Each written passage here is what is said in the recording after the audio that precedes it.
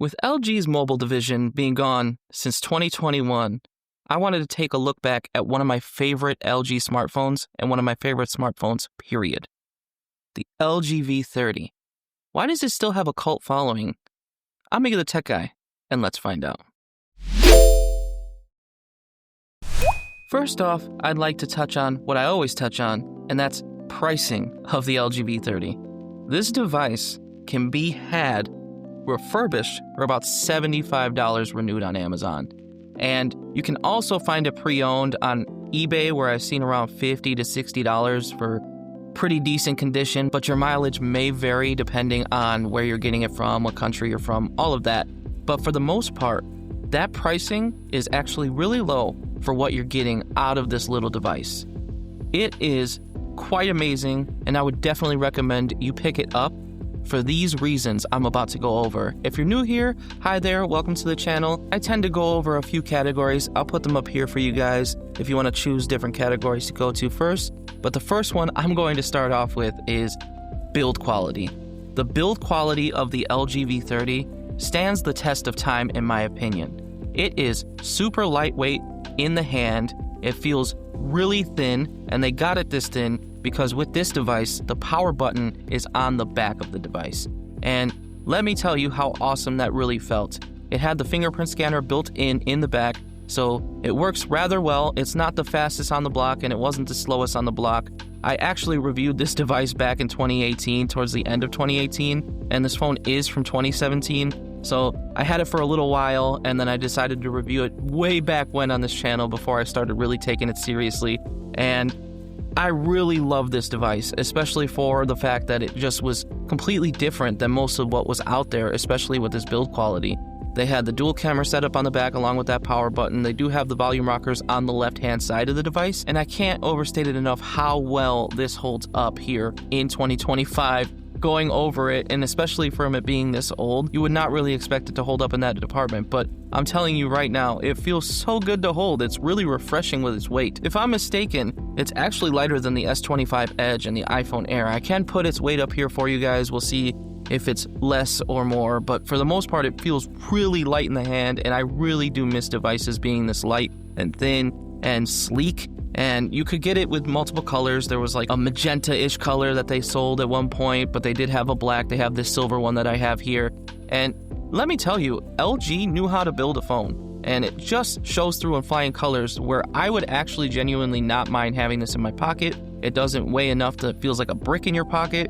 It almost disappears when you put it away in your pocket, but for the most part, the user experience of this device as a whole in the build quality department is something to behold, and I truly believe that it holds up with the big dogs here, and if not, feels a little bit better, being that it is a metal and glass slab as the other ones are. And when you turn it around and you take a look at that display, it is a 1440p OLED display. So it is OLED, so the black pixels are black, they're shut off, and it holds up well. This one does have very little minor burn-in damage because it was a well-used device. My mom used to have this device, and she would keep it on high brightness and use it all the time. So when it's in light mode, you can definitely notice that. So throughout this, I'm going to have it in dark mode just because it's less noticeable when you're using it day-to-day in dark mode versus light mode. And it's nearly impossible to really tell unless you're looking at a solid color on the display. And for the most part, it holds up. I love the color reproduction. It's very vivid, and it was back in a time where screens were vivid from Samsung, from LG, from OnePlus, and all of those devices back from that time period had displays that were rather vivid, and a lot of them did have OLED displays at the higher end, and this was a higher end device at the time as well. So it did offer a lot when it came to the display. And it's no slouch here in 2025, even with that display, because that resolution is really high. The PPI of this device is really high.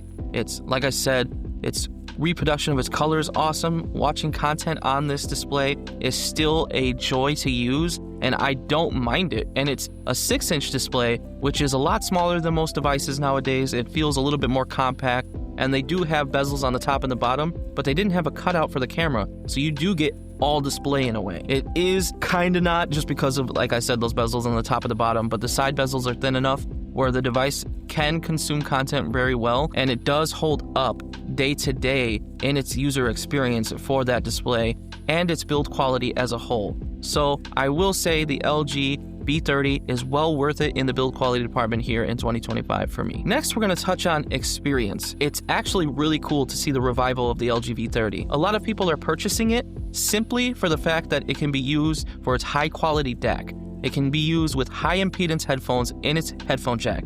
It is not just an ordinary headphone jack. Juan Carlos Bagnell did do a deep dive into this on his channel way back in the day with the LG V30 versus the OnePlus devices of the time and the Samsung devices of the time that had headphone jacks still. RIP the headphone jack. Apple really took it away from us and everybody followed suit. It's unfortunate, but hey, the revolution of Bluetooth headphones is definitely underway and I completely understand it. It's nice having wireless headphones and they've come a long way since back in the day when they first removed the headphone jack. But this is cool because this is why a lot of people are using the LG V30 is that it has that quad DAC. You can plug in those high impedance headphones and just listen to your FLAC files with some top tier audio quality. It's going to outbeat any smartphone and it actually competes toe to toe with most dedicated digital audio players or DAPs. It is basically a DAP with running Android, and while it only goes up to Android 9, you can ROM it in most cases depending on the unit you get. And so you can do your research on that before you purchase one just in case, or maybe somebody out there is selling one that's already rooted and custom ROMmed and it's running more modern software, but it unfortunately stopped at Android 9 Pie. And that's not terrible right now because most apps do support Android 9 Pie still. There are devices that are still running that, I'm sure, out there in the wild. So they still support it for most applications out there, especially for music purposes. While I don't understand why you'd listen to Spotify on this device and not just put all your music on the device or on a micro SD card, because this device actually supports micro SD cards and you can put one in there to up the storage, because this one actually only came with 64 gigabytes of internal storage, which is kind of low here in 2025, but back in the day it was sufficient enough with 64 gigs. That was definitely more than 32 and 16 of the earlier generations of devices. So you were seeing a little bit of an increase with that 64 gigabytes, and people were kind of starting to see 128 gigs and 256 as the time went on. But you can put that micro SD card in and put a lot of music on there and run that to your heart's content through your hi-fi DAC on the device and just listen to your music in a way that most phones don't even let you today. And you can still use your Bluetooth headphones if you really want to, but you're not really limited here. And that's what I think is really cool, and where LG was a huge innovator in a lot of different things, and I really do miss them because they made really awesome devices. It's just that their marketing and their naming schemes were just not it. And that's why they didn't hit the market. Is marketing is really a huge part of a lot of these companies and really making or breaking them into the mainstream. And I knew a lot of people who did like LG devices, but it was more so a lot of people were using the budget-minded LG devices and they weren't having great experiences. So they were kind of synonymous with lower tier. I feel if they really would have pushed it, LG could have been dominant. They really took strides in most cases. They had many firsts, like the first quad-core phone, all sorts of things that they were innovators in. And they're actually one of the first businesses to put dual cameras on the back of the device, where you had a regular camera and an ultra-wide. So in their experience department, they were throwing everything in the kitchen sink into these things. It's really awesome to see how well it holds up here, even in modern times, and people are still using it. And the subreddit is rather active, and people are still loving and touting this device for their dedicated music listening purposes. And it's cool that it has the added benefit of running Android and doing a whole lot of things for a lot less money than something from Sony or the like. Those devices are rather expensive, almost as expensive as top-end smartphones, just to get that audio quality that you would want. And while some of those may be a little bit better in their DACs, this device here, for being slim, compact, and running Android, and allowing you to get more than just music playing apps on here and doing whatever you want. You could technically use it as a secondary phone. It's cool to see that this device has all of that and is much, much, much, much cheaper to purchase online. So when it comes to the experience, you can use it strictly for music if you want to, or like I said, you can use it as a phone and you can still play games on this device. While it's not super fast anymore with the Snapdragon 835 and only 4 gigs of RAM, it's really cool to see that it still holds up with light web browsing, light social media usage to mid social media usage. Facebook tends to be rather resource intensive, and you can run the actual Facebook app on this with no issue, and you can scroll to your heart's content on TikTok. This device does it all, and for me, that's genuinely impressive, where you can do Fortnite on this while it's pretty laggy. You could do Call of Duty Mobile, which is a much better experience, or you can just play regular little games like Doodle Jump or Subway Surfer with little to no issue, because the Snapdragon 835 isn't a horrible processor, it's just old. And it's still able to hold up enough that you could use this day to day and for the experience purposes outside of just using it as a digital audio player. When you consider all of that as a whole, this experience holds up tremendously well. The only place where it does show its age a bit is that RAM. With 4 gigabytes of RAM, it doesn't hold things in memory for super long, so multitasking can be an issue. But for the rest of the experience, I think it holds up amazing here in 2025, and I would definitely recommend somebody pick this bad boy up, not just for the music purposes, just for a day-to-day usage experiment to see how well it holds up for yourself, and even maybe getting by on using it while your other phone needs to be repaired or something of the like. This device holds up really well, and you could take it with you. And you know what? It could kind of keep you off of social media for a little bit and kind of cleanse you a little bit, and you can just listen to music and go on a run, go on a hike, go out and just walk around somewhere. It's one of those devices where it gives you a little bit of freedom if you need it, and it's not super multitask heavy so that you're constantly on your phone doom scrolling all the time, but it's capable of doing those things. So I argue that this is one of the best experiences from an old smartphone from back in the day, like 2017, and holds up tremendously well here for the experience in 2025, in my opinion. Next, we're going to touch on those cameras. And the cameras are actually really awesome on the LG V30. Yes, the sensors are small because they're from 2017, but they had a lot to offer with these cameras. And I will say the stock camera app takes photos that are a little bit muddy and not super detailed. A lot of the time, unless you have really good lighting, you can get some pretty decent imagery out of the stock camera app.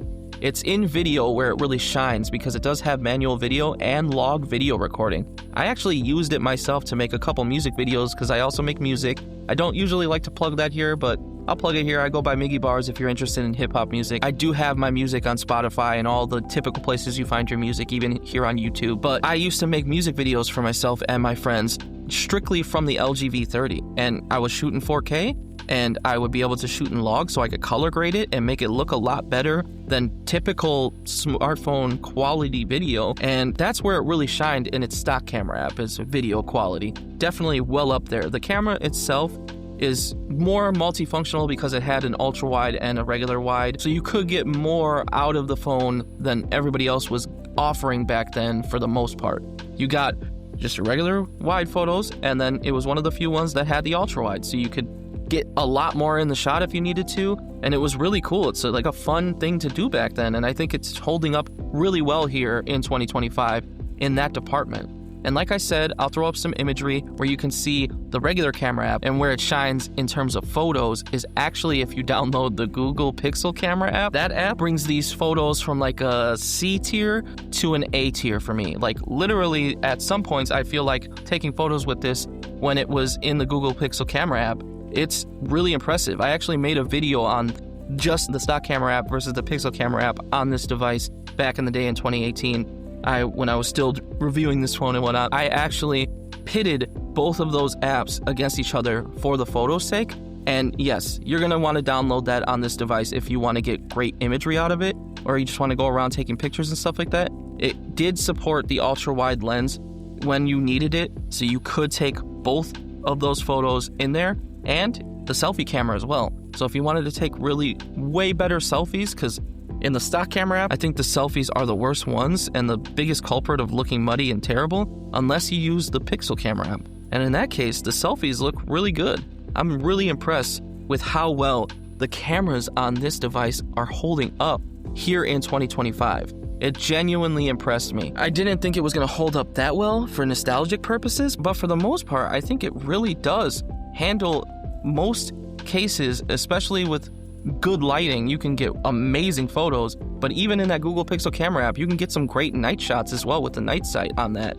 It looks way better than the LG stock camera app, in my opinion. It's so cool to see that you could still revive this device and you could get the most out of those sensors with something like an app that you can download on Android. And that's what's cool about this device, is that, yeah, you had it from 2017 and a lot of the times it was kind of crappy, but the modding community and all the people in the community and all the people who are a part of this made this camera better. And you could take some pretty amazing photos that I think hold up against some of the big dogs here in 2025 because of that processing from that application. It looks really good. I am genuinely impressed with some of these images that I was able to capture. And like I said, you can capture regular wide. You can zoom in a little bit. It's going to be digital zoom, so it's not going to look that great. It's not lossless.